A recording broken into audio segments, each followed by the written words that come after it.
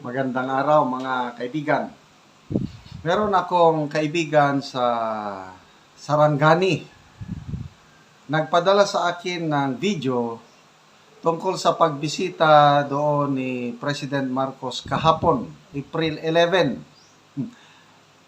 May caption siya, sabi niya, "Look, hirap siya lumakad, mabigat ang yagba o balls." Tignan niyo mamaya ang paglakad niya, parang iikang-ikang. Tapos sabi niya, meron nakabantay at nagbriefing mga tao na hindi sumigaw ng Duterte, Duterte. Ito, taga Sarangani. So, nagbisita ang presidente sa Alabel Gymnasium ng Sarangani Province. So, tingnan natin ha. Tapos, pantayin nyo mamaya yung palakpak. I-compare nyo sa sigaw ng mga tao, palakpak ng tao pag si Duterte, si PRRD ang bisita. Okay?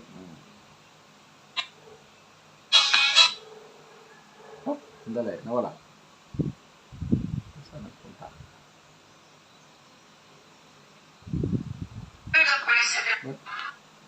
Yan.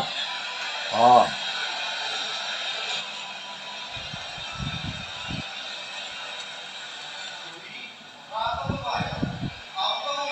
Yun.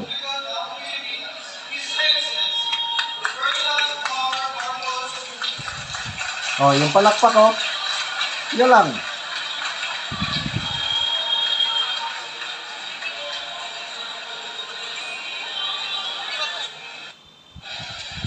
Oh, inulit ah.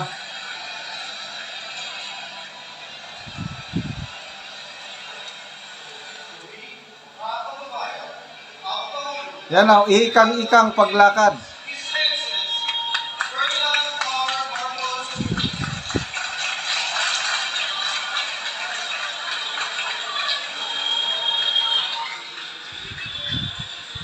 Okay. Magbasa tayo sa mga comments.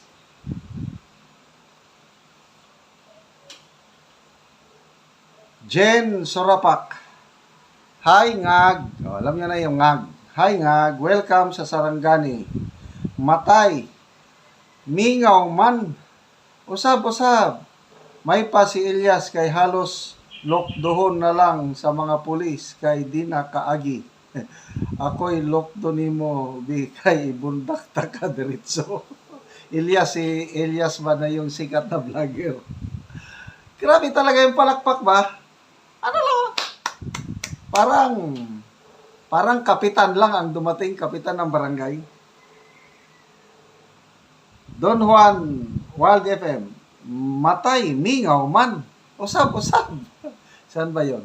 Sa Negros, yung gobernador, matay, mingaw man. Carlito Sisaldo, naay adiktos ni abot sa Sarangani.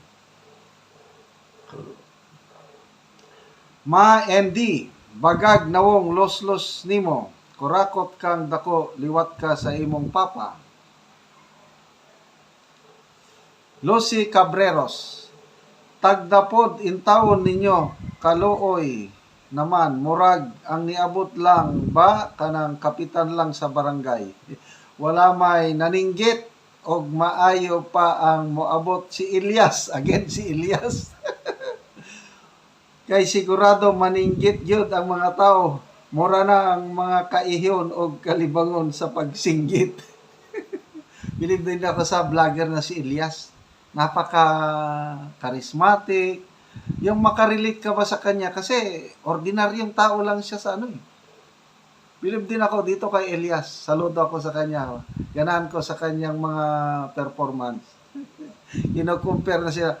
Then, even si PRRD, malayo pa lang si PRRD, di ba, sumisigaw ng mga tao. Duterte, Duterte. Kahit si BP Inday Sara, may mga napanood akong reels, kung saan siya magpunta, sumisigaw ang mga tao. Dito, walang sigaw, pumalakpak lang ang mga tao, dahil may MC na nagsasabi. May napanood pa akong Facebook reels, sa swimming pool, daming naliligo. Mamaya, may sumigaw ng Duterte. Nako, dumadagundong ang sigaw ng Duterte sa isang resort sa malaking swimming pool. Yun ang yun ang kaibahan ng Duterte pagmamahal ng mga tao. Kaysa ito, presidente na siya na ganun lang. Meron pa siyang pinuntahan, I think, Davao del Norte, nung February pa ito. Pumasok na siya, gumagano. No? Ang mga tao nakatunganga lang din. Ano kayang pakiramdam ng isang presidente, yung ganyan?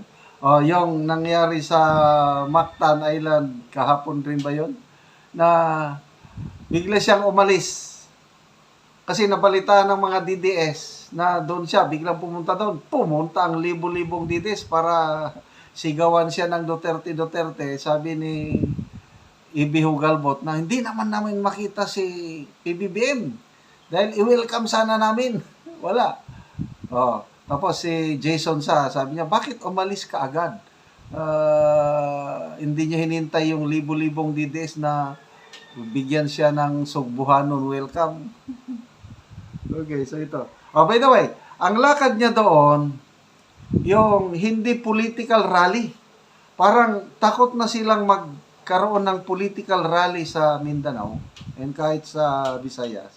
Ang lakad niya doon is launching ng Agri-Puhunan Pantawid Program. Namigay na naman sila ng mga ayuda sa mga farmers naman ngayon. Well, okay. Okay, dahil mga farmers, kailangan nila. Kailangan, ang binasa ko is, parang loan ito. Mga nasa 2,000 farmers lang ang attendance nila. So dito mo, saka maka-generate lang sila, maka-gather lang silang tao kung may ibibigay. Paano na lang kung yung pupunta siya sa isang lugar na walang ibibigay? Meron kayang mag-attend? Ano sa tingin nyo? Hindi katulad si PRRD, nung birthday niya, nasa Netherlands, naka-detine. Grabe, millions ang tao na nag-ipon iba't ibang panig ng mundo para ipakita nila ang pagmamahal kay dating Pangulong Duterte. Kumusta man itong presidente ngayon? Gaano kadami ang nagmamahal sa kanya? Yung mga nag-attend sa kanilang mga gathering, bakit nagpunta doon? Dahil may ayuda kailangan ng tao yun. Kung wala ng ayuda, I don't know kung may mag-attend ba sa kanilang mga gathering. Maraming salamat mga kaibigan sa inyong pagsubaybay sa ating channel. Nakakatulong kayo ng malaki sa Tribong Talanding ng Bukidnon. Dahil ang sweldo natin sa channel na ito is pantulong sa tribo.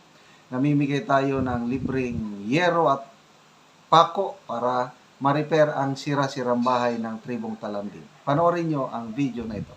Pod ni ang matagaan din ni sa Sitio Garden. Taga Anogero, Lansang Pako Plinsin. Labi na sa nag-video. Kamu lang tagaan ni Sen. Dako gid mo pasalamat ani. Kay dili ka sa kung alay nabak. Labi na sa pagtanaw ani. Kung nag-video sa atin, buta mo. Muna ni ilang agianan nga tulay-tulay. So taas gyud. Salamat sa Sen. O lang sa. Dili ka balay ari patukod og balay kung wala mi inabang.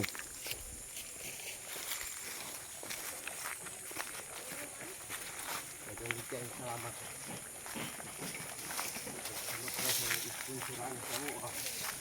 Oo. Bahalag layo inyong balay. Antos may bahalag layo. Muna ni ilang balay.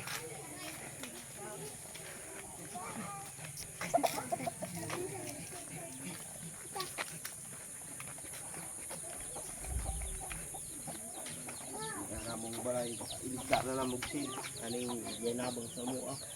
Muna ni ilang balay. So kuan na gyud makita na gani ang mga bangag kawayan ng intawon ang ilang balay og ang ilang lungaganganan. Muna ni siya naalang sa yuta. Dako gid among pagpasalamat sa nag-sponsor ani sa amo ug sa nag-antos sa pag-video sa amo Mm. Oh, Karon niya unsa imong maistorya nga abot ng imong ngero og mapulian na ning imong atop nga kawayan, makatop na ka og sin.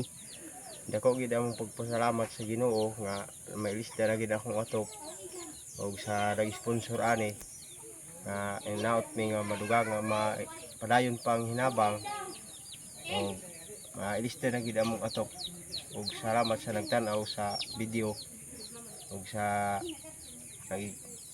nag-sponsor ani og tag-video.